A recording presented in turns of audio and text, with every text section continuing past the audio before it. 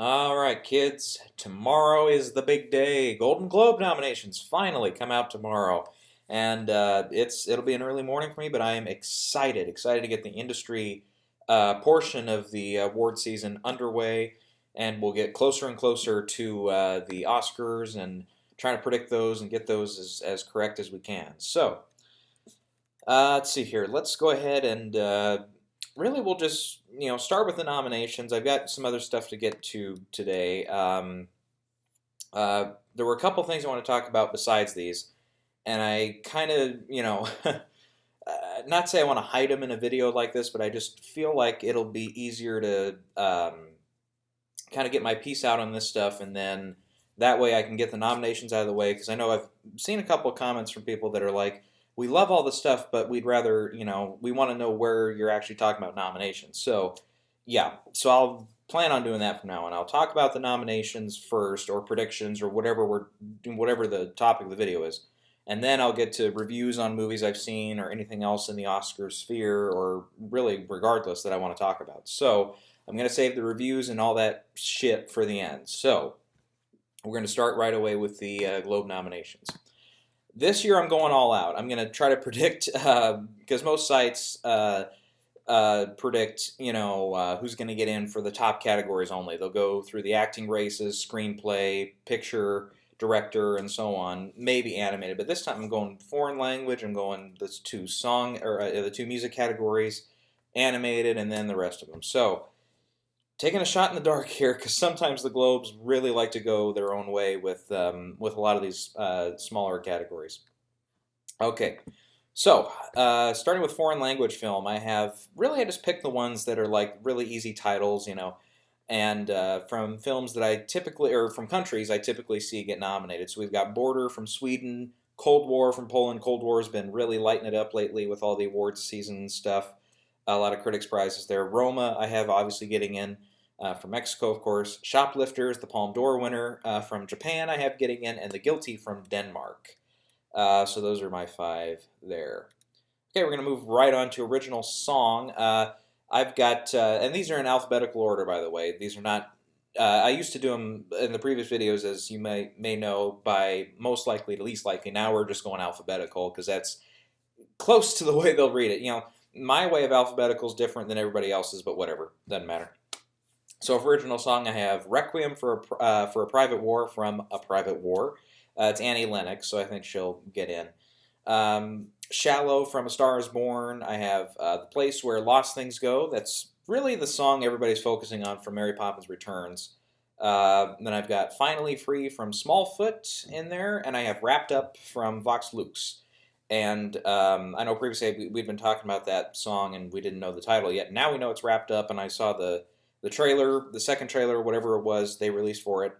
I'll tell you what, definitely I think at the Oscars and really going forward everywhere, Shallow is going to win pretty much everything. It's probably, this will be definitely one category where Lady Gaga can win easily. Much easier, I think, than Best Actress, for me, at least right now. But I don't know, that might change.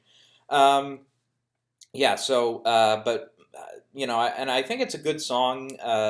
My problem is, the verse goes like, whatever, and then it goes like, boom, right into the chorus, which I know is kind of what the song is supposed to be. It's like, it's almost like off the top of her head. I get that, but it's like, you almost want like at least a bar or two just in between so we can, kind of ramp ourselves up for when the chorus comes in. And they do that later on in the song. I think in the back half of the song they do that. But they go da da da da da da. I'm on the day back. Whatever. I can't do what she does. So it's like they just go right into it, and it's like, oh, okay. I remember the first time I heard it, it was very distracting for me. But anyways, I think those are the 5 that I'm predicting at least.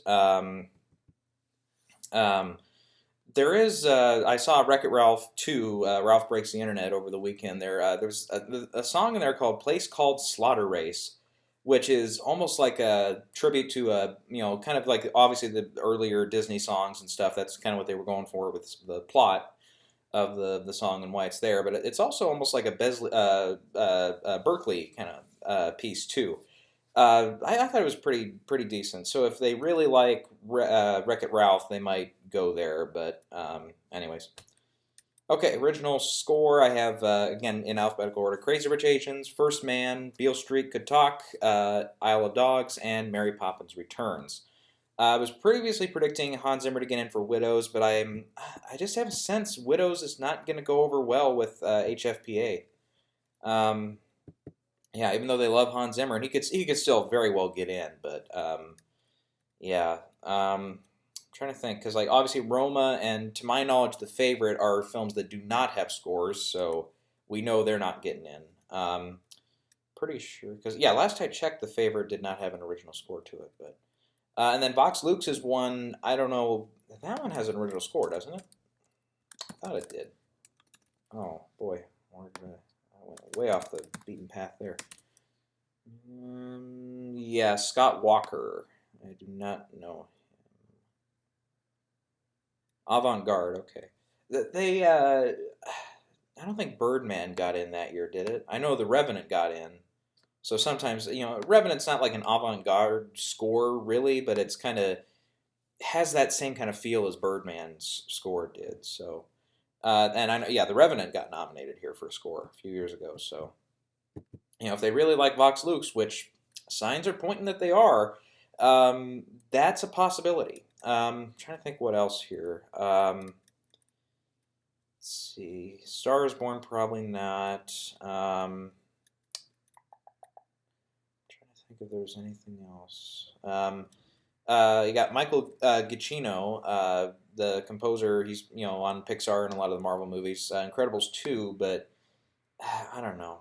I don't think so. Yeah, Alexander Desplat did the score for Isle of Dogs. He's usually a nominee at these things. Yeah, he got in for Danish Girl, and that did not get in at the Oscars. He was here last year, of course, for Shape of Water. I think there's another one in between he got nominated for, maybe, but I'm not remembering right now. Oh, it was Imitation Game. That's something of 2014. Yeah, yeah. So he's almost every year he's getting in here at the Globe. So yeah, that's a smart play there. Okay, animated feature. I have Incredibles 2, Isle of Dogs, Ralph Breaks the Internet, Smallfoot, and Spider-Man Into the Spider-Verse. And we kind of mentioned the other day, Spider-Verse is really taken off with critics, and um, I know there's kind of, I feel it a little bit, but there's a kind of a loud minority that's like on Twitter and stuff. They really want Incredibles 2 to not win. And I get that. I get that because Pixar has been dominant in this category for so long, even with Coco last year. By the end, obviously there was a lot of people that were like, oh yeah, Coco's going to win, and they liked it too. But the last few years with Pixar, there's been kind of a rumbling of, again, Pixar, and I get that. I get that. I totally do. But, but yeah. My problem is, Spider-Man and the Spider-Verse is going to be very, very. Obviously haven't seen it yet, but from what I understand, it's a very kind of niche market. Of you have to be a superhero fan. You also have to go and like the style of the comic book brought into real life kind of thing, and it's just I just see. I mean, whether it's the Globes or Oscars, it's like I just see some people that are just not going to like that, especially when we get into the later voting stages where everybody votes, not just the animators. I think the animators will like it a lot, and I think they'll put it in. But I just struggle with it being the winner there just based on a couple reservations that some of the voters are going to have about it. Um, yeah, but and then, Incredibles 2 though is much more mainstream, much more with the 3D animation and everything in Pixar. And plus, and this might turn out to be a con because the year of Finding Dory, I remember I thought was gonna win the whole thing, but then luckily for me at least, Zootopia won. But that didn't even get nominated that year, and I was really taken aback because it was almost 500 million here, or over whatever it grossed here in the states. It was huge, over a billion worldwide. Incredibles 2 is right around the same mark, monetarily speaking. So yeah, yeah, I think yeah, I'm just sticking with Incredibles 2 now, but it's like there has to be a lot more to happen for Spider-Man to win. Let's see some other possibilities here. We do have The Grinch to consider. That's another big mainstream popular hit. It's over 200 million now in the U.S. Yeah, so consider that one a little bit, I guess. But Mireille is also another one, anime from Japan, of course. I think that one gets in at the Oscars, but sometimes those films struggle at the Globes, so that's why I'm putting in Smallfoot. Much more again mainstream. Warner Brothers animation that time. Okay. With that, we will move on now to screenplay. All right, I have the five being BlacKkKlansman, Green Book, If Beale Street Could Talk, The Favorite, and Vice. Pretty much these are the five I've had since, I don't want to say day one, but pretty much since I started predicting the Globes. Really, I think other than these five, the only other one that can maybe get in is First Reformed is definitely one I've got an eye on. Paul Schrader has been getting in everywhere. I mean, everywhere. And he's been winning a lot of these critics' prizes for original screenplay. So, uh, yeah, if he gets in here, obviously I haven't predicted at the Oscars too, but this definitely shows a sign of, yeah, this movie is maybe also, going to stick around for more than just screenplay actor. It might be a picture player. And it was in AFI's list of 10 films. It was in National World Review's list of 10 films of the year. So, yeah, that's one to consider. Can You Ever Forgive Me is one. I don't want to spoil it, but I have that one getting more than 2 nominations. That could sneak in here. I would not be shocked. And it's playing in my local area now. Can You Ever Forgive Me? So I'm planning on seeing it just as soon as I can. But so I'll finally see that one. I'm really looking forward to seeing that one. Roma is being bounced around here too. I don't see it. We mentioned Gravity missed out a few years ago. I believe it was not even nominated. It wasn't nominated at the Globes either. It missed out at the Oscars too. I now predict that at the Oscars as well, though, for Roma, since Eighth Grade is in there. Eighth Grade is another one that people are talking about here. I don't quite think so, but yeah, that's another one. Bo Burnham's been getting in for a lot of those breakthrough director or breakthrough writer, or maybe not breakthrough writer, but breakthrough awards. Star is Born is another one too, but again, even La La Land got that nomination, sure, but that was one we were considering could win original screenplay. I don't think anybody is saying right now that Star is Born is going to win adapted screenplay. I don't think so. Not with BlacKkKlansman in there, not with Beale Street. Yeah, I don't think so. But it could get a Globe nomination for sure. But I am not quite thinking that right now. Okay, moving over to supporting actress now. I have Amy Adams for Vice, Claire Foy for First Man, Regina King for If Beale Street Could Talk, and both Emma Stone and Rachel Weisz getting in for The Favorite. Yeah, I think these are, for the most part, the popular picks for tomorrow. God, again, I'm keeping an eye out for Michelle Yeoh, though, of Crazy Rich Asians, because I think this and Critics' Choice are going to be the two places, I think, where Crazy Rich Asians really scores. It's so far it hasn't popped up on any of those 10 films lists like AFI or National Review or any of those yet. It's one, like, it won the ensemble prize at one of those. I remember I talked about it. So it's still in the conversation for sure. But yeah, I have her getting in at SAG, or I switched one of those rounds. I have her getting a nomination in the next couple, the next week or whatever, because we've got this Critics' Choice and SAG. It's one of those three. Obviously not this one, so it's one of the other two.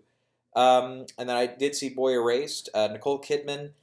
I don't have her in. It would kind of just be like if they really don't want 2 co-stars from The Favorite getting in, unless Claire Foy misses. But I'm not seeing Claire Foy missing this. I mean, even though First Man is really losing traction here, I think she'll come through. The Globes like her. I don't see her winning because she just won. Didn't she just win the Globe last year for The Crown, or was that the first season? I can't remember. It might have been the first season, but she's won for The Crown before, so I don't see her winning the category. I think they'll still nominate her, though. I'd say those two, that's really about the 7 players we've got it whittled down to now, except for maybe Margot Robbie for Mary Queen of Scots, maybe. But that one, even, again, but just based off the reviews and people who've seen it, they say, well, it's kind of Saoirse Ronan's show, so yeah. So yeah, I think really it'll be those 7 or 8 players, unless somebody else totally comes out of nowhere tomorrow. Okay, moving on to the supporting acting race here. We've got Mahershala Ali for Green Book, Timothée Chalamet for Beautiful Boy, Adam Driver for BlacKkKlansman, Sam Elliott I have in for Star is Born, and Richard E. Grant for Can You Ever Forgive Me. So yeah, I finally bit the bullet on this whole um, Sam Rockwell thing. I just don't think, from what I hear, he just doesn't have the screen time. Just doesn't, not really in the cards for him here. He's good in it, from what I hear, and Vice I think will get a few nominations tomorrow, but I don't know. I don't know. I think Adam Driver, Black Klansman, I think is a movie they'll like a little better. Otherwise, there's a couple different spots they could go. Nicholas Hoult is one. He could get in for the favorite. Again, I think it's more of they're focusing more on the female stars of that one, but I don't know. You never know. Michael B. Jordan for Black Panther. I think this is another one, kind of like Widows. I don't see Black Panther playing very well with HFPA. Just a feeling I have. I could be totally wrong, and it gets in for picture, it gets in for director, it gets in for score. Maybe lands Michael B. Jordan. Probably be about it though. I don't think it's got, or does it have an original song too? I think it has a song. Um, it's like All the Stars or something like that. I think it's yeah. It's the one that plays over the credits. Yeah. So yeah, it would have to really really break through tomorrow, but I don't know. I'm just thinking they're gonna focus their concentration otherwhere, in other places there. Okay, now we'll move on to the lead categories here, starting with the comedy races, comedy musical. So, actress comedy musical, I have Emily Blunt for Mary Poppins Returns, Olivia Colman for The Favorite, Regina Hall for Support the Girls, Charlize Theron for Tully, and Constance Wu for Crazy Rich Asians. And these are my five, but man, there's still a couple outliers here that could totally get nominated tomorrow. The first one, Elsie Fisher, 8th grade.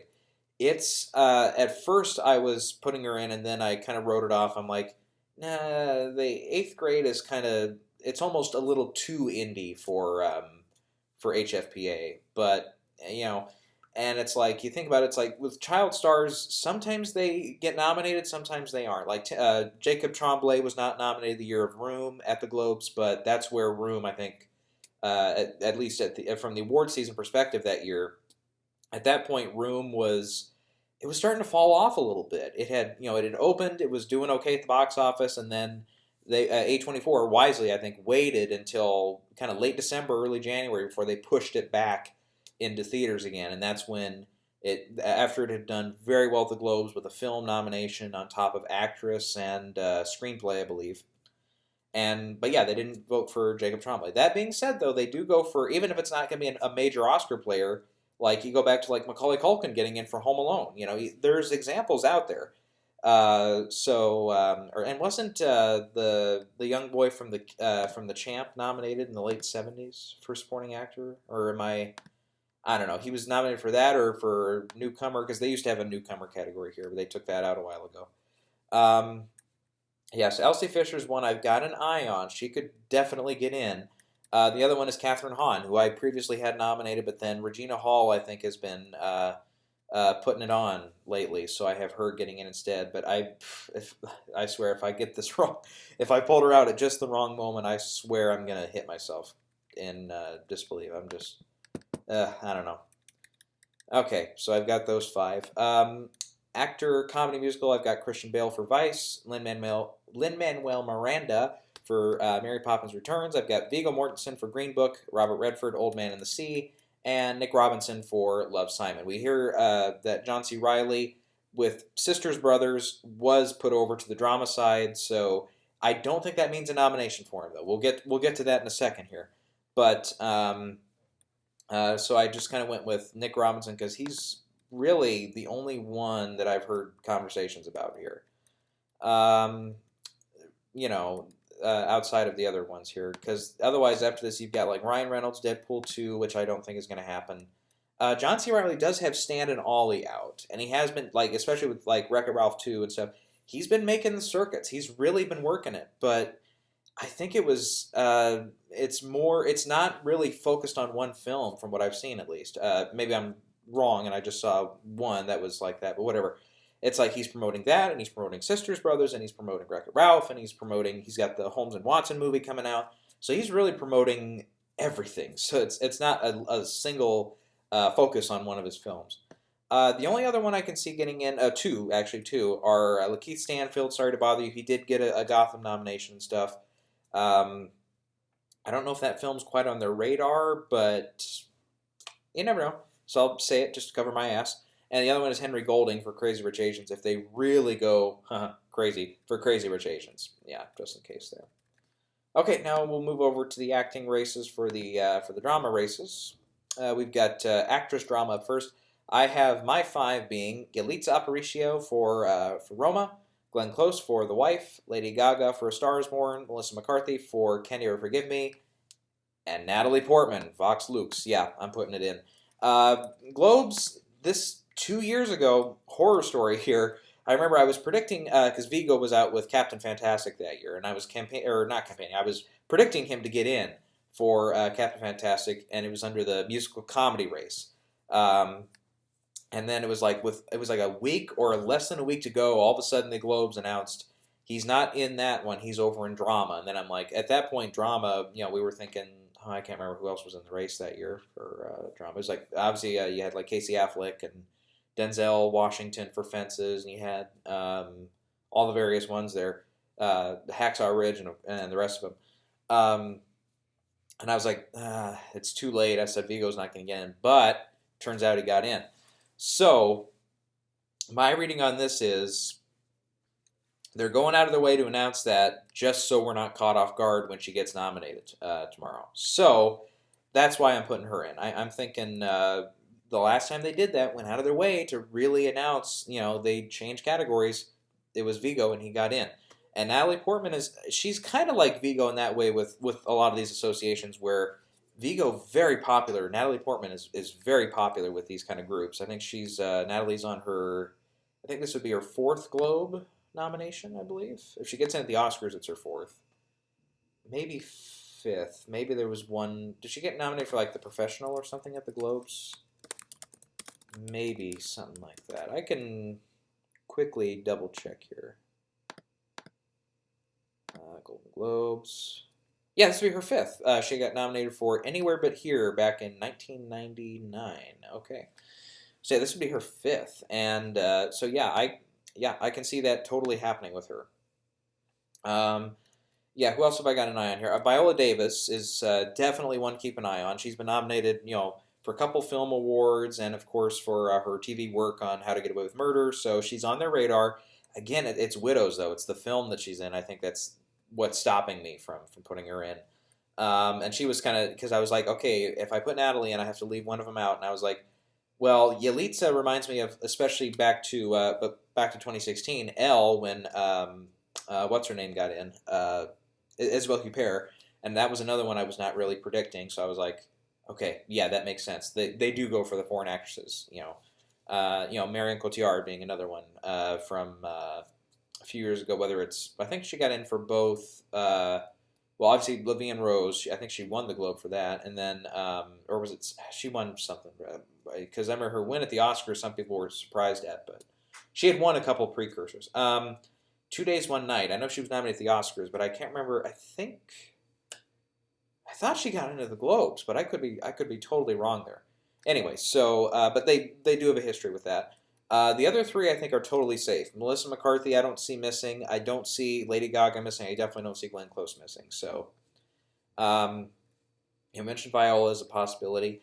Destroyer, Nicole Kidman, that one I think has really fallen off. That would be a big shock if that gets in tomorrow. Julia Roberts for Ben is Back is one I consider a lot more now. Number one is Julia Roberts. She's, again, another one that the Globes really like. And it's a film, I think it's about to open in limited release this weekend. I think it's one people are talking about. Not, it's definitely not in the forefront of the conversation and stuff. It's not going to be up for picture or anything, but it's a possibility, and I think her star power could ride her way to a nomination there.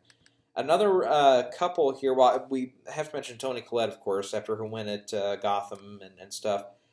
She's making, again, with the critics list and stuff, she's making a name there, but again, you have to, it's a horror movie, divisive amongst, most audiences and critics, it's, if they really, really like you, then that's, I think, when she gets in, and when she gets in, usually she's won from the stuff that we've seen so far, so. Okay, yeah, and then Saoirse Ronan, this would be her, again, her fourth nomination, so, yeah. Possible, but again, the movie didn't, it wasn't like after its AFI screening, everybody was like, whoa, you got to see it. It wasn't like The Big Short a few years ago where that really took off after AFI Fest. And the last one I'll mention here is Rosamund Pike for Private War. I would actually not be shocked if she got in. Number one, because I'm predicting the song to get in. Sometimes they like to pair that up. And number two, her performance is fantastic. Totally one of the most underappreciated leading performances this year for the actresses there. Amanda Stenberg is another one for Hate You Give, and there was one other one I was thinking of, but now I'm totally spacing it out. I can't remember it now. Yeah, so yeah. Okay, so yeah, there's still some question marks with drama actress. Okay, for the leading men of drama actor, I've got Bradley Cooper getting in for Star is Born, Ryan Gosling First Man, Ethan Hawke First Reformed, Hugh Jackman for The Frontrunner, and Rami Malek for Bohemian Rhapsody. Yeah, this is another thing too. It's like there's a few outliers for sure that could definitely get in, but man, it's like okay. Well, yeah, I think Cooper, yeah, I think he's already got the win for this category for the most part. Again, we've been talking about how First Man has really started to fall off. Ryan Gosling, I think, is an exception in this race at least. I can definitely in the future see him getting knocked off at the Oscars. We're just going to have to see, kind of like with Vigo a couple years ago when he kept knocking off. Oh, I can't remember who it was, but he kept he kept getting in. He kept getting in. If Rami Malek can do that, or because I don't have Rami nominated, well, I have him getting into Critics' Choice.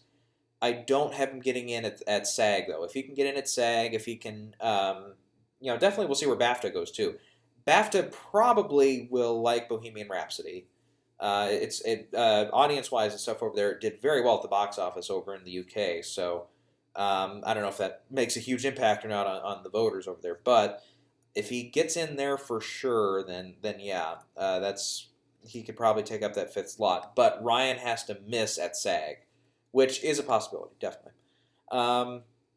Let's see here. Yeah, so I have those five there. Now, for the other ones, I've got, Willem Dafoe is one I had in earlier, but I pulled him out. I feel like the film, itself, At Eternity's Gate, nobody is really checking it out.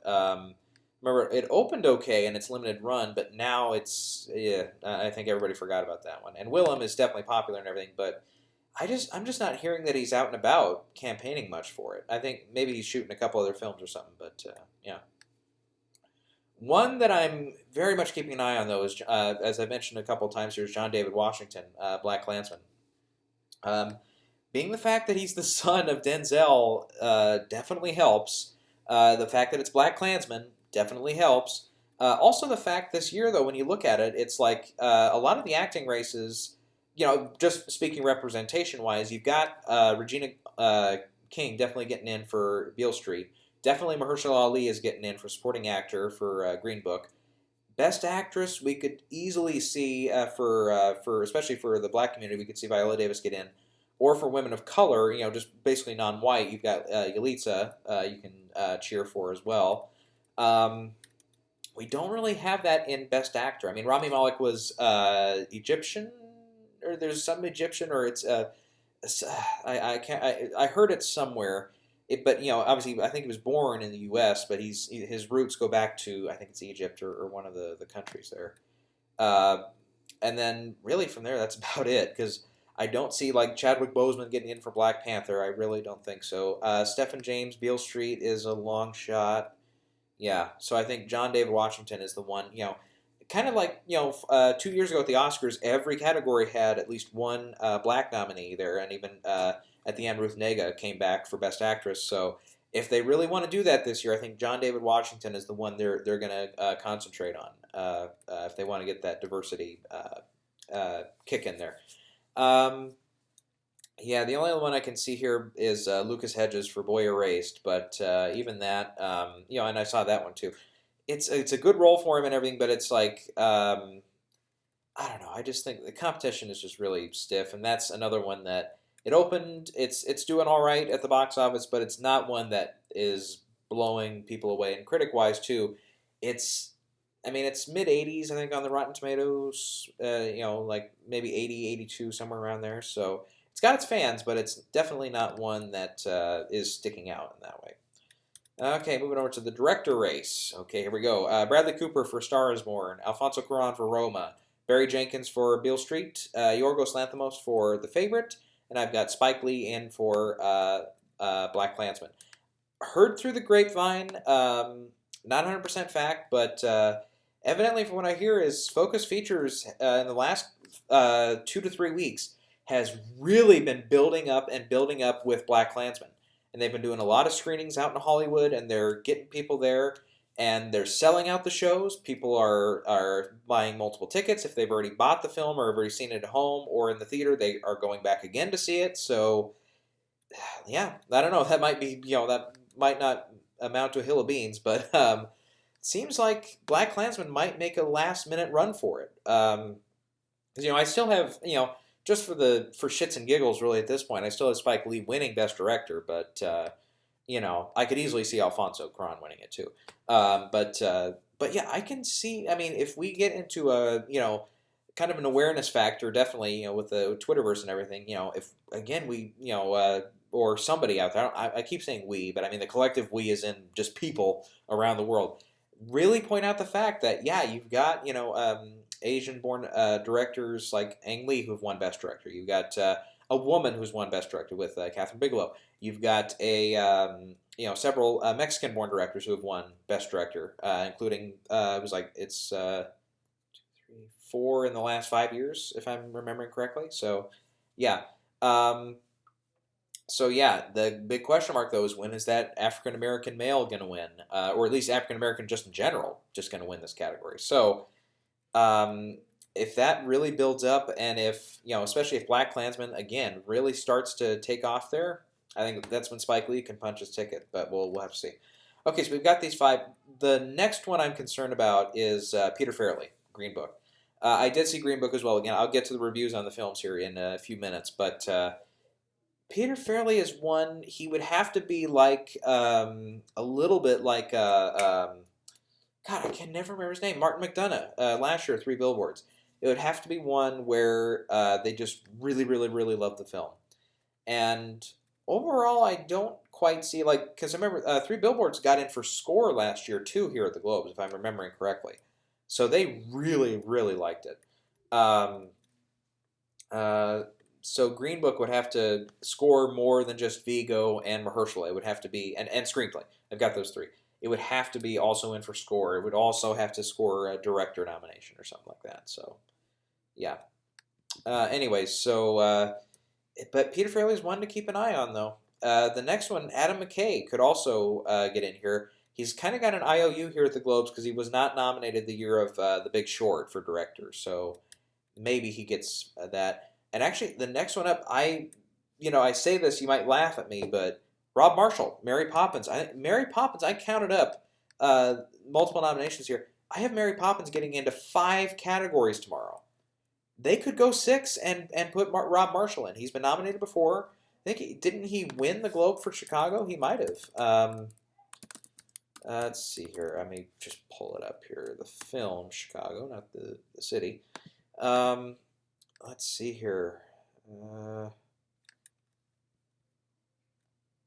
See if I can find it. Let's see here. I'm gonna find it. BAFTA Globes. Okay, it won picture. It won. Richard Gere won. Renee Zellweger won for actress. He was nominated. He did not win that year though. Okay, that did 8 nominations. Wow, very good.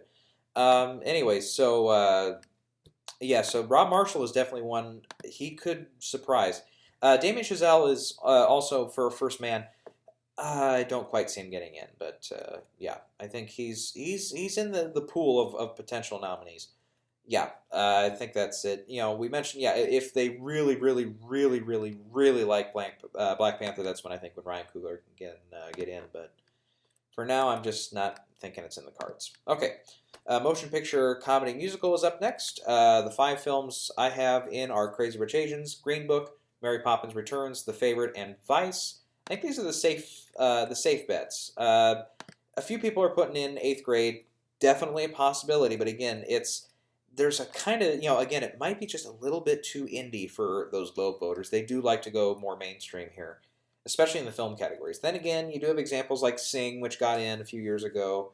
I thought there was one last year too, but I can't remember right now. Anyways, so that's really, I think it's down to those six though. I don't really see, I don't see Old Man and the Gun coming back or anything like that. So yeah, yeah, not too much to talk about there. Okay, film drama. This is where we've got a little bit more competition. Okay, my five are Star is Born, Black Klansman, Can You Ever Forgive Me, First Man, and Beale Street Could Talk. I'll tell you what, though, as soon as because I posted this on, wrote it up on Monday for the website I write for, Cultured Vultures, and not long afterwards I thought about it, and I'm like, why do I have First Man in there? I just have a feeling now that I say, I'm like, I can see First Man getting the two acting races, score, and that's it. I just, I don't know. But then I thought about it, I'm like, okay, well, for the rest of them, Can You Forgive Me is one I put in. I think Black Klansman is pretty. It might not be safe, but I think it's a good bet. Beale Street and Star is Born, I think, are locks in this category. I don't see them missing. Bohemian Rhapsody is one. It's made a lot of money. There's been a little, I mean, not a ton, but a little bit of controversy about the fact that it was switched over to drama. But for the most part, I think mostly everybody's over that. Black Panther is in the discussion for sure, but again, I don't see, because here's the thing, I don't see Black Panther getting in for director. I don't see it getting in for actor. I don't see it getting in for screenplay. I don't quite see it getting in for the sound, the music categories, but it could, very easily could. I have it getting in, at least for original score at the Oscars. So I was thinking, I'm like, is Black Panther going to, I mean, I can't remember the last time in the drama race that we had a film that was nominated for Best Drama, but nothing else. Because we got, 3 years ago, Mad Max was nominated for Director and Picture, but that was really about all it could be nominated for, besides maybe score. But really, I'm like, I don't see Black Panther breaking through and just being a random nominee and just getting in for Best Film and then nothing. I don't quite see that.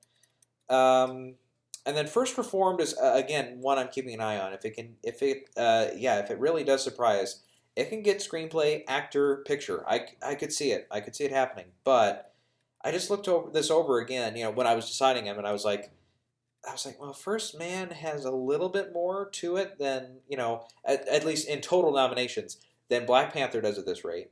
For me, than Bohemian Rhapsody does, than First Reform. So I was like, okay, yeah. That's why I stayed on it. But I was like, I don't know. If that one misses tomorrow, I'm not gonna be surprised. Yeah. Okay. And I was thinking before. I think I might have mentioned it a few videos ago when I was talking about the Globes. I was like, what's the record? For most nominations? At the time, I thought it was La La Land, but no. If you go back and look it up, I found Nashville. Back in '75, was nominated for 9 competitive.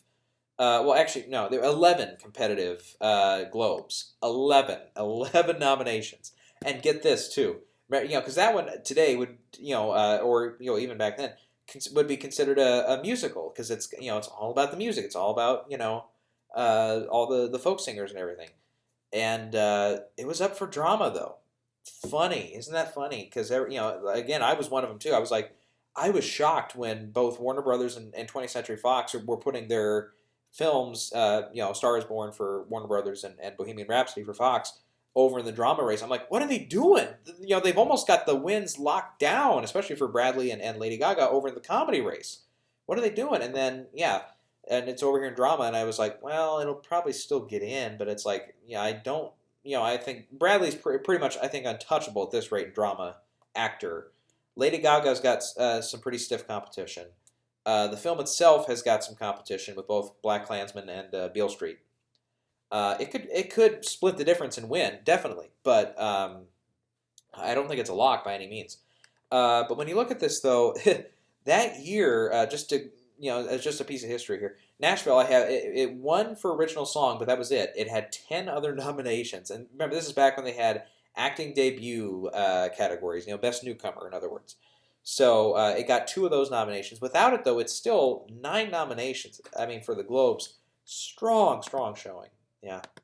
So, but that was back in the day when, Cuckoo's Nest, I think, had It had 6 wins. It might have had maybe another nomination or two that it lost. Coming Home was, or not Coming Home. Midnight Cowboy was another one, pretty close to that, at least with nominations and stuff. I think. Let me see here. Actually, where was that at? To win 6 Globes. It was Midnight Express, excuse me, not Midnight Cowboy. Midnight Express won 6 Globes. Um, and in the Thousand Days, back in those late '60s, early, through the '70s and stuff. Some of those films, they just really clicked with Golden Globes, and they would get, 5, 6, 7, 8 nominations or more. So, yeah. So I counted up here for the multiple nominations films because I always try to keep track. It's like, okay, what was the biggest winner of the day? What was the one that got the most nominations? I see a tie, actually. Star is Born and The Favorite, if I'm correct in all these, is going to get 6 nominations, both. So yeah, we got 3 acting races, each for both of those films. I have a screenplay for The Favorite. Star is Born, I think, gets in for song, and then they're both in for director and film. Then Mary Poppins is next up with 5 nominations. Let's see, again, you got the 2 comedy acting races, comedy film, and then the 2 song categories. Or the 2, sorry, not song categories, the 2 music categories. Let's see. And by the way, I had mentioned before that Star is Born would probably get 7 nominations because of the 2 songs. But then I looked back and I was like, well, La La Land, even with that, 7 nominations, it only had 1 nomination in song. So yeah.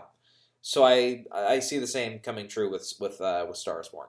So, but if somehow if it pulls the double nod for song and gets screenplay, then it'll be up to 8 nominations, which I think that's when it maxes out for sure. Let's see. So then back to this. So Mary Poppins had 5. Then several films have 4 nominations. Right now, First Man 4. I've got Beale Street up for 4. Black Klansman's up for 4. Green Book and Vice also up for 4 nominations. And then I have Roma getting 3, Crazy Rich Asians getting 3, and Can You Ever Forgive Me getting 3. And then 2 nominations each for Vox Lux, Isle of Dogs, and Smallfoot. So yeah. Overall, I think that's I think there's a couple of categories here and there where there's 5 nominees and they're pretty safe bets. We could see traditionally lately we've been seeing a lot of nominees get in on the TV side where it's been 6 nominees, when there's a tie, resulting in a 6th nomination. It's been happening more on the TV side lately. Like I think the last time it happened on film was supporting actor in 2012 with when both Leo and Christoph Waltz got in for Django. I believe. I think that was the last time. I don't think we had one last year that had 6 nominees. No.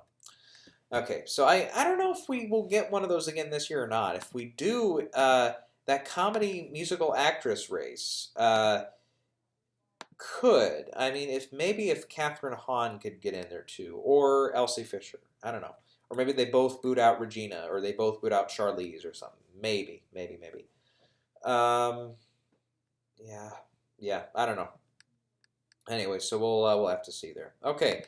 So that's really it for predictions for the Globes there. I think for the most part, they'll be pretty straightforward. We're either going to be really right on these or they're going to take a left turn and all of a sudden something like Black Klansman will get 5 nominations or Green Book will only get 2 or something if it only gets the 2 acting races for whatever reason. Or The Favorite, has been kind of on and off so far with the Critics' Prizes and stuff. Maybe that one only lands the acting nominations and picture. Maybe that only gets 4 nominations. I don't know. Maybe First Man gets 2. Maybe it gets 1. I don't know. Maybe it only gets score. I don't know. Star is Born. Maybe it hops all the way up to 8. Maybe Mary Poppins can get 6 or 7 nominations. I don't know. Where would that 7th? Because it could get in for director. Maybe the 7th. I don't know where the 7th nomination would be. Maybe Meryl Streep for supporting actress. I don't know.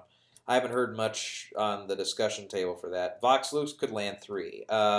Crazy Rich Asians could land 4. I don't see it getting in for director or anything, but maybe an off bet for screenplay, maybe for Crazy Rich Asians. So it could get up to 5, maybe. Yeah. So I think there's a couple different narratives we can tell for tomorrow, but overall though, yeah, I don't see anything that's going to knock me on the floor really. I think most of the stuff, even the stuff I'm not predicting, but I say could happen. None of that is stuff that would normally make me give me pause or anything. But anyways, so that's really what I got for predictions there. A couple other things I want to talk about. Well, number one, I want to get into the films I saw, so we can get that out of the way. The first one I saw, I'll just go with the order that I saw them in. Boy Erased was up first. I liked it. There were some parts when I wrote my review for it. I said that it kind of lacked in a couple spots for me. The first one was that I kind of was a little concerned about, or something was, and maybe it was just the way it was written, and maybe the way it actually happened. But the Russell Crowe character I felt was really shelved for a good portion of the film. I get that, yeah. The reason why that happens is kind of initially told in the story when his Lucas Hedges' character goes to the conversion camp.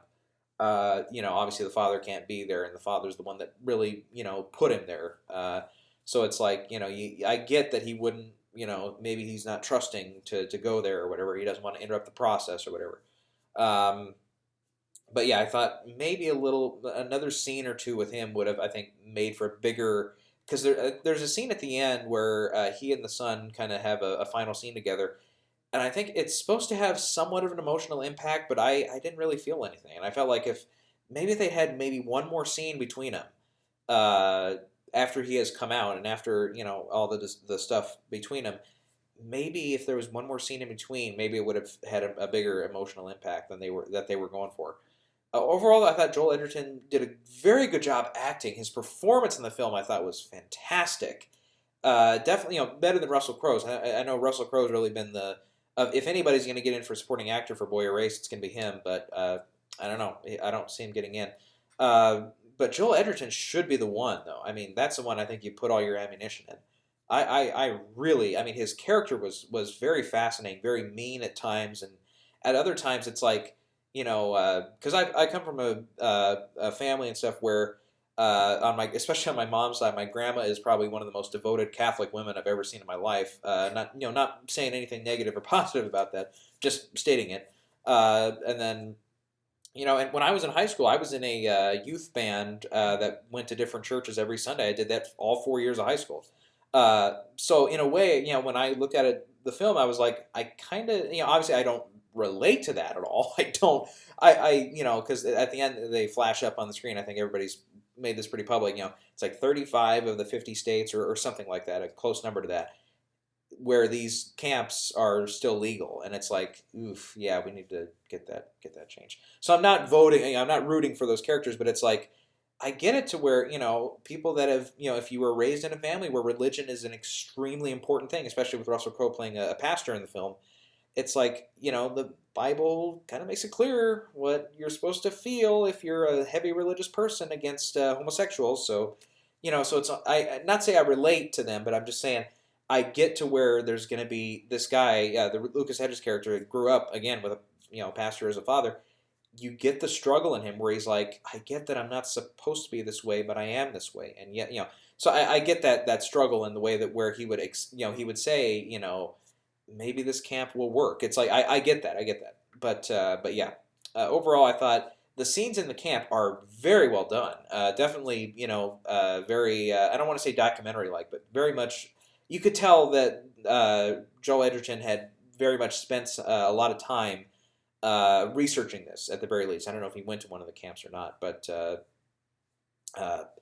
you get the feeling that everything, from the way the cross takes up the whole room, one of the rooms or whatever, one of the chapels, and then just the look of it, it looked like this is what they would look like if I ever went to one, which, God willing, I never have to. And God willing, nobody has to, really, Anyway, so, but yeah, so I thought that was good. Lucas Hedges, very good performance. Nicole Kidman did good. Probably about the same as her role, a very similar role to what she had in Lion, where she's the mother who is always willing to step up and help the kids. She got nominated for that, but we'll see if she can get in this year. If she does, I don't know. I'm not putting her in my 5 this year for Best Supporting Actress anyways, but that's me. Yeah, so I liked it. I thought, there were a couple missed opportunities, with the Russell Crowe character. I would have liked to have gotten to know some of the other kids in the conversion therapy camp a little bit more, because you definitely, you focus on Jared as the name of the main character, played by Lucas Hedges, but you get a little bit of insight here and there about, okay, this guy in the camp, or this girl in the camp. There's a couple girls in the group too. So it's like you almost wish like there'd been. I mean, not to say we need to divulge and have two leads, but you almost wish you got maybe another scene or another a little interaction with them, even if it didn't happen. It's like and that's the thing. Is a lot of people nowadays they want their movies to be as authentic as possible, and all that. But I've kind of always been on the side for the most part with most films. I kind of you're given some liberty when you make a film about a story. It's like you're given a little bit of leeway to where you can do that. That's even though I don't state it as my favorite part, but like even when Quentin Tarantino killed Hitler in Inglourious Basterds, it's still like you're given the liberty to do that when you do these kind of films. So I give that an 8 out of 10. I think it was for the most part very well done. Let's see. The next one I saw was Ralph Breaks the Internet. I'd seen, I had missed out on the first film entirely when it came out, and I just saw it actually 3 days before I saw the second one. First one was pretty good. The second one I thought was better. Uh, Very much so. I got to know the characters a lot better. The two main characters, Ralph and Vanellope. I was missing those like the Fix-It Felix and the Jane Lynch character, whose name I'm forgetting. Those two characters, had a nice rapport in the first film, but they were largely absent from the second one. The second one almost entirely focused on Ralph and um, Vanellope. So I almost wish there'd been a little bit of, not say because the film was already almost 2 hours, but I almost wish they, maybe if you subtract a little bit from those two and say, something comes in where now Fix-It Felix or Jane Lynch's character or one of the other characters is brought into the internet. Where would they go? Where would their destination be? I loved all the jokes though about the Google references and a couple references to some online celebrities were fun. The Miranda Sings one was pretty good. There was a few of them that were pretty good. So yeah. Anyways, I joked when I talked to other people. I said it's the best performance Gal Gadot's ever given. I'm kind of being an asshole when I say that, but whatever. Anyway, so I liked her character though as the racer and the gang that they're in there.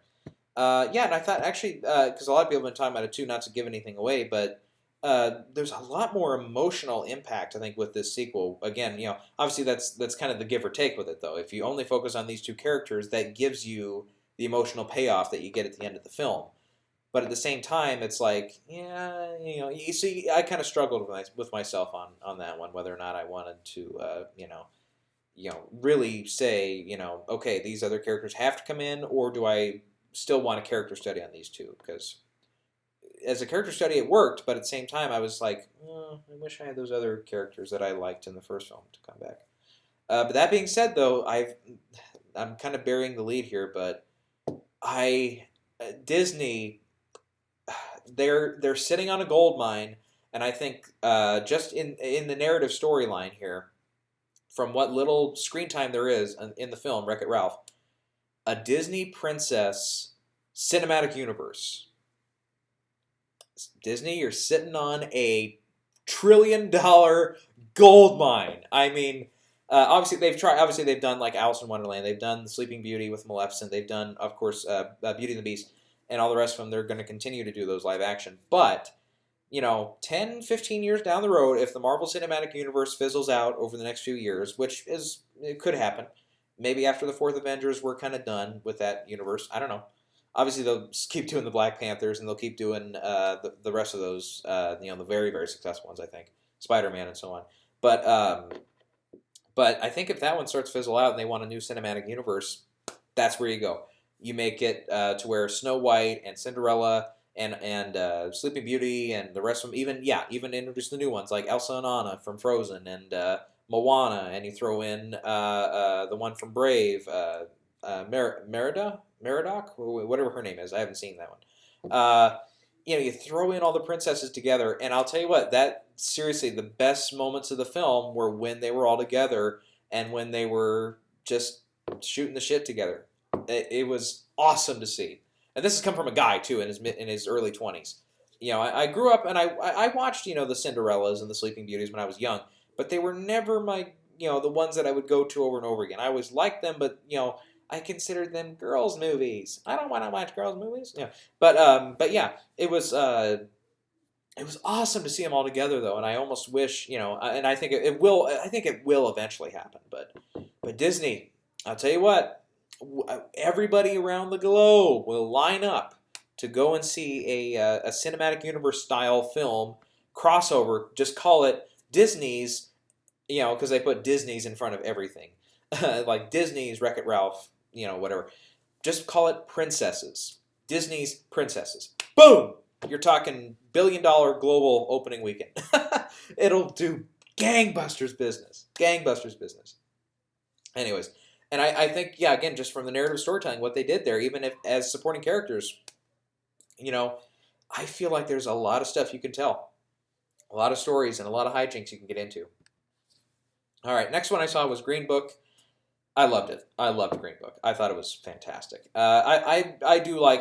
Got a little bit of a soft spot for the Farrelly brothers though. I grew up on Dumb and Dumber and a couple of their other kind of films or those type of films. The Jim Carrey stuff and so on. Yeah. So and I like Kingpin. I still go back to and watch every year or two. Kingpin is fucking hilarious. I know some people don't like it, but I just die every time I see that movie. There's always some parts that, whether it's Randy Quaid or him and Woody Harrelson together or Bill Murray, one of the best supporting Bill Murray performances of all time in Kingpin. I love a lot of their movies. Something About Mary is a very good film still. It's one I haven't gone back to as much. I need to watch it. I haven't watched it in a while. I need to go back and watch it again. But I remember laughing so hard at that dog. God, man, that dog steals the show.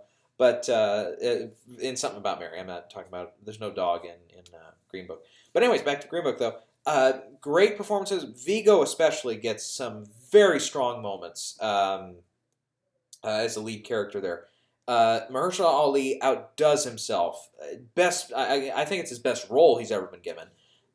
Even more so than Moonlight, which I might be alone here, but just based on the screen time and stuff, he did a great job with what he was given in Moonlight.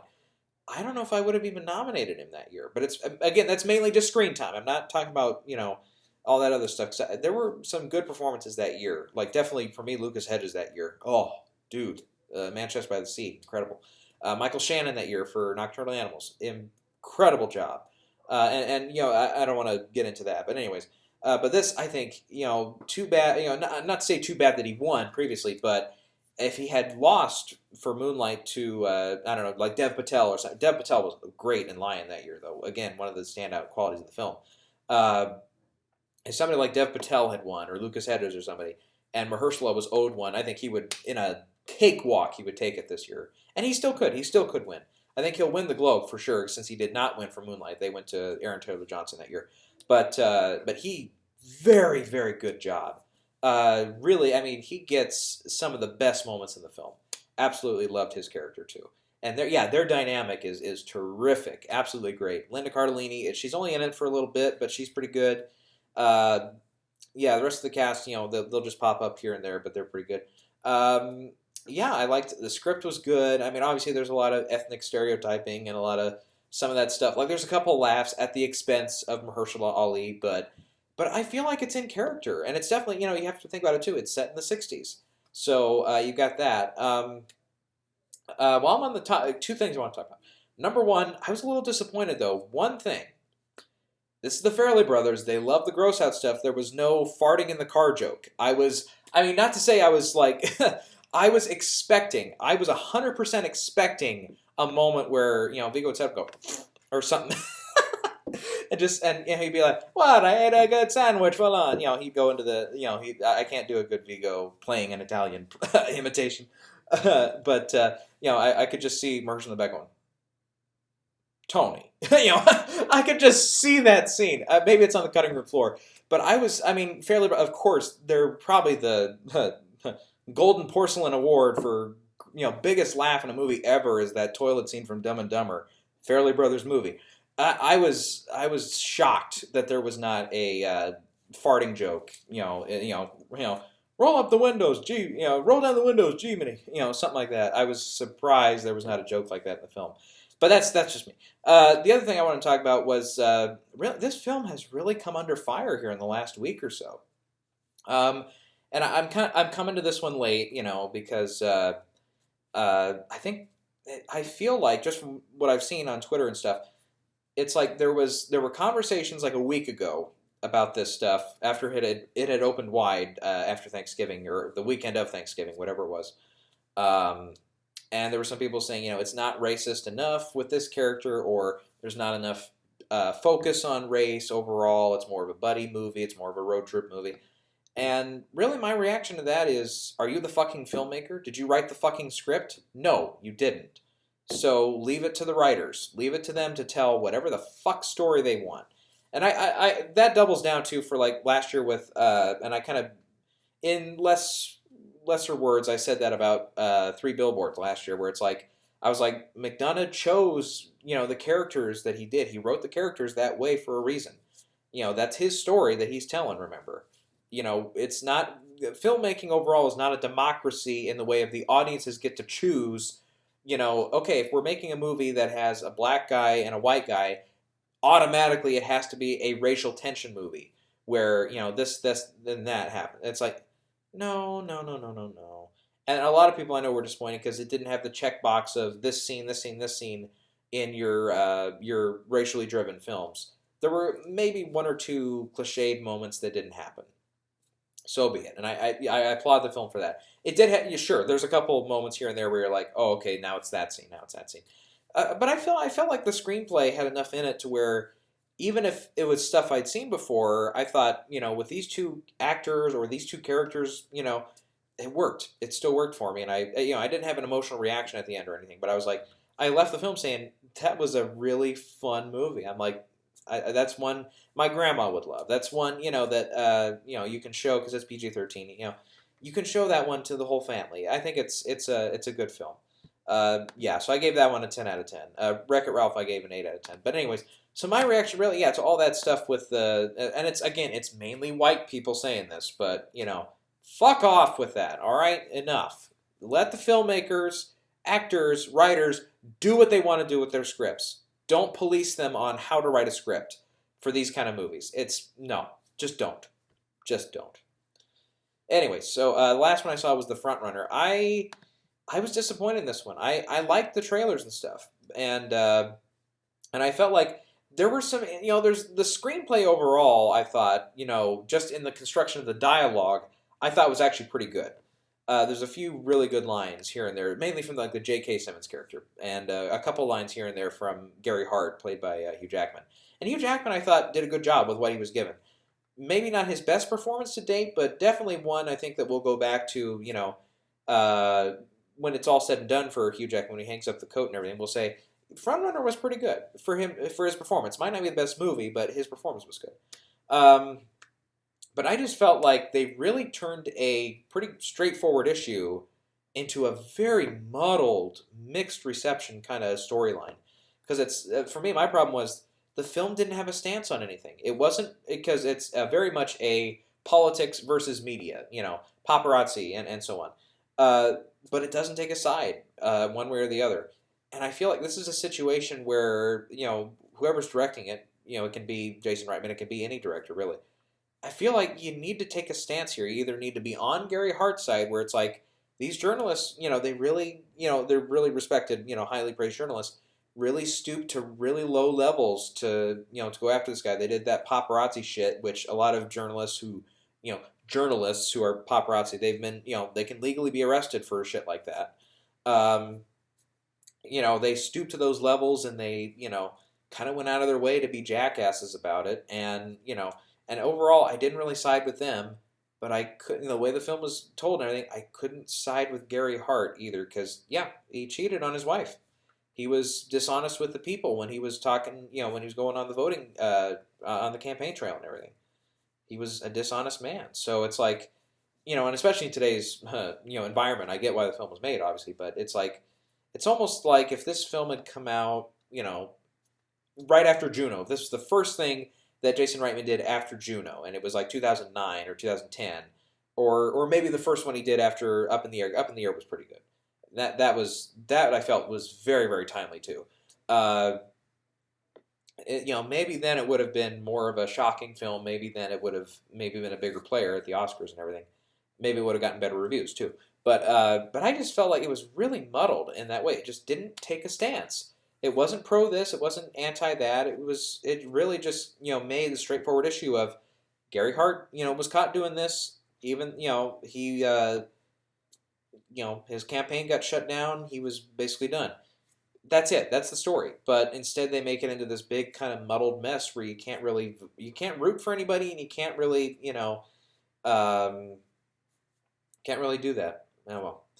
Anyway, so I gave it a 5 out of 10. I think again, there's some lines of dialogue and a couple sequences here and there that are pretty fun to watch. There's one scene in particular I don't want to give too much away, but it's a scene where Gary is it's after all the allegations have come out and stuff, and then he's at a press conference and he tries to get around that, but he can't. He literally cannot control his temper enough to dodge those questions. That scene I thought was pretty entertaining to watch, and the J.K. Simmons character was kind of fun.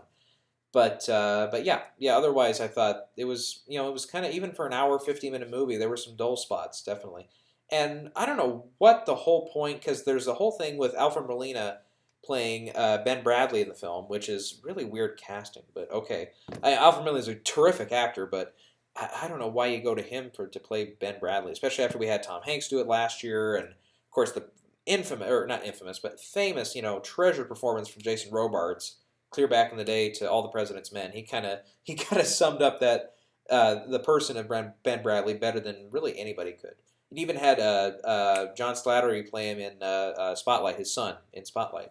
So yeah, I just felt like that was a really weird turn to cast him. I mean, again, great actor, but his part in the movie was just a question mark. It's like, why is he here? Why is I get that. Yeah, the New York. I think it was it New York, or no, it was Washington Post. Yeah, he was still at the Post at that time. I was like, why was the Washington Post in on this? I get, yeah, obviously they kept the story going with Watergate, and through the story of All the President's Men and everything, but they didn't have a huge impact on the Gary Hart thing. At least not that the film made obvious. And I'm not by any means a master on the subject matter or anything, but yeah. Anyway, so so that one I thought 5 out of 10. I wouldn't recommend it to go out and see it in the theater, but maybe if you're bored and it comes on Netflix in the next few months or Redbox, then maybe then.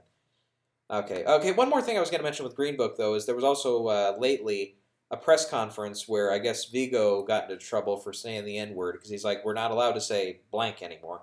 And then I guess a lot of people took umbrage to that, which, yeah, I didn't hear the whole story of it, so I don't know all the facts, but basically it just seems like he just said it to say it, and it's like, yeah, I know. Some people have been saying, oh, now he can't win because of it. It's like, well, just hold your horses there. I think there was a certain figure in the last couple years that said some stuff. Some stuff was found out about him, but he still won. I think you know who I'm talking about. But anyways, so keep that in mind. So anyways, and I still don't know at the Oscars and stuff too. It's a three-way race, I think. Bradley Cooper definitely could win. Christian Bale has a lot of stuff going for him. He could win. Vigo, especially if Green Book really takes off and it wins Best Picture, which I can, after seeing the movie, one of the first things I said was, I can see that movie taking Best Picture. I can. I'm not saying it will. I'm saying there's a route for it to take Best Picture easily. Very much so. If it does, I think it takes either him or Mahershala along for the ride. So yeah. Anyways, so yeah, I want to mention that. And then the other thing was Paul Schrader, another another thing that could cripple your Oscar campaign. Paul Schrader, I guess, had some comments because I don't know what I can't. Let me see. Let me do some digging here. I can't remember because he's out on the campaign right now for campaigning for First Reformed. Let me see here. I can't remember because he's talking all about Kevin Spacey and how he wants Kevin Spacey in his next movie, and this is something we could. I don't know if I want to. This is the thing. Let me get into, because I want to see if he named what his next movie is going to be, or if he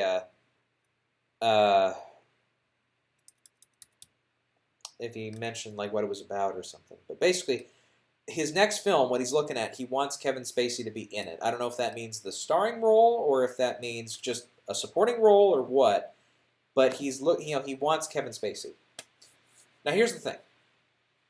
Up until a year ago, Kevin Spacey was, I think, one of the more, uh, with the exception of a few circles here and there, he was one of the most respected actors out there. I mean, he'd been lauded with 2 Oscar wins. He won the Golden Globe for House of Cards and stuff. He'd been on, 5 seasons of House of Cards. Excellent show, by the way. And he gives one of the best performances of his career in that show. Obviously, American Beauty and Usual Suspects, of course, too. Yeah, you gotta you gotta mention those in the list. And I said the same thing. This is 2 years ago when Mel Gibson was around for Hacksaw Ridge, and at first I was like, yeah, Mel's going to get in. And I know that 2 years ago, before the Me Too movement and Time's Up really picked up last year with all the the kind of Harvey Weinstein effect and everything. There were a lot of people very outspoken saying, I don't want Mel Gibson to be nominated. And it had nothing to do with the film. And in fact, a lot of the people that I heard that from, I asked them, did you see Hacksaw Ridge? They said no, because I don't want to support a film by Mel Gibson. Which, if that's your prerogative, if that's the angle you want to take, I just totally respect that. I do.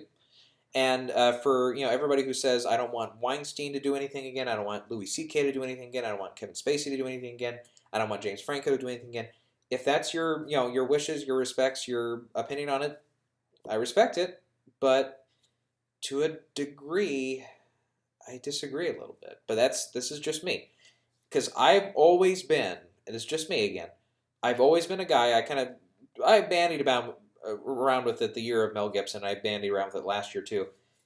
You have to remember that when you have a talented artist, no matter what's going on in their personal life, when that artist is not making art, we're suffering for it. We are. It's the truth. It really is. That's my philosophy on the whole thing. With Mel Gibson, that guy is a talented filmmaker. Say what you will about his personal life. Say what you will about him shouting profanities at his ex-girlfriend or girlfriend, whatever the situation was. Ex-wife, whoever it was. It doesn't matter. It could have been anybody he was yelling at. But anyway, say what you will about that. And yeah, in personal life, yeah, Mel Gibson's a dickhead for doing that. He was totally crossed a lot of lines doing that. But he's a talented filmmaker. And when he's not directing films, that's talent that's wasted. And that's, it's a talent that's not going to be, everybody has a number of years left, And whether you think that now with Paul Schrader or what the deal is, but, and he's getting up there too. So he's only got a few films left in him, depending on what he wants to do, how fast he can make them and all that is totally up to him. But, you have to remember that too, that it's talent that's not being utilized is a shame. It is. It's kind of a sin. And Kevin Spacey, again, say what you will about him, about his personal life and everything, he's a talented dude in front of the camera. And, well, I was going to say behind the camera too, but I don't think anybody remembers that. Anyway, so yeah, here's my thing on it, though. Do I want to see him on screen right away again? Close to, because we saw the movie he did, Billionaire Boys Club, made $192 opening weekend or whatever it was something like that. It's like, yeah, that was on them. That was their stupid mistake, and that absolutely should not have happened. But I get it. They were screwed. They were totally screwed. They didn't have Ridley Scott on as director. They couldn't hire Christopher Plummer to come in at the last minute. Again, yes, I'll say what I will. I think, and I said this probably a few hours after the Kevin Spacey thing really started to avalanche last year. I said, there's a way he can come back. I said, because he's got a lot of friends, especially like Sam Mendes, who's been a film director and also a stage director for Broadway and West End and in London and stuff. If he comes back, I think he starts on stage because. And this is not a slant on Broadway or theater actors in any way, but I get the feeling that there's a little bit more leeway over in theater than there is in film, where a lot of people in theater, actors, famous actors, whether it's modern or the past, they've gotten away, again, in their personal lives with a lot of shit, and they're still respected Tony-winning actors and so on and so forth. So there's, and again, that's nothing against the theater, and I'm not targeting them in any way, and I'm not saying people should go out and target them, but there's a little bit more forgiveness with the stage crew and with the theater crew, and that's just my reading on it, though. If you totally disagree, that's fine, that's fine, but yeah, I just feel like if he can, if he finds a really good role on stage, he finds a company or whoever that wants to work with him, or they feel like enough time has passed and he's thought about his sins. Obviously, he sinned. We can't forget that. But they feel like enough time has passed. We're kind of they realize or they believe that wasted talent is there. They want to see him back. Then I think if he gets that and it just keeps going, I think he could work his way back up. Kind of the way Mel Gibson did. He took a lot of time off. He focused on himself. He kind of cleared up his act a little bit, and away he went. And and now he's got is it 2 or 3 films now? I'm trying to think that he's been nominated for Best Director for. I think it's just the 2. But anyways, okay, I'm getting a cramp in my leg now. I've been sitting too long. So I think that's I think that's all I got to say on that. So if Paul Schrader casts him in his next film, if Kevin Spacey is willing to come back, I'll be interested. Maybe just in a a dark way, curious. But yeah, we'll see. We'll see if anybody wants to even work with him or not. Maybe if Paul Schrader casts him and then he's already cast some other people drop out. that could happen. But I think kind of like with Mel Gibson, take that model again. I think it's still a little too soon. I think if Schrader does another film first, then comes back to this one that he's circling Kevin Spacey around or whatever. And from what I hear, he's talking about he hasn't approached Kevin Spacey. He hasn't been in talks with him or anything, as far as I know. But I think if he waits a little bit longer and gives it another year or so, another year. God, my leg is cramping up. Sorry about that. Give it maybe another couple years, maybe 3, maybe 4.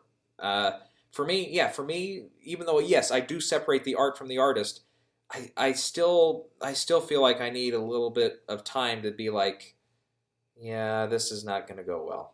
That's just me. But yeah.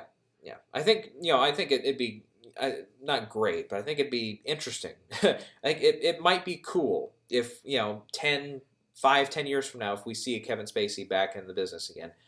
And obviously he's never going to get to that level of respect that he had attained before. But like I said, talent not utilized is wasted, and that's a sin. So yeah, that's kind of my stance on it. But anyways, yeah.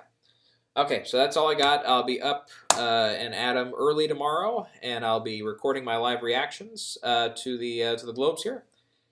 Good luck to anybody else out there who's predicting. I know just looking over the last couple of years on my channel here, this is the big event. You guys tune in, so I'm looking forward to it. I'm really looking forward to it. This Oscar morning of the nominations, morning of SAG, morning of Critics' Choice. These are the Christmas mornings for me. I love them. Love them. Love all the surprise. Well, I love some of the surprises. I like to get more right than I get wrong.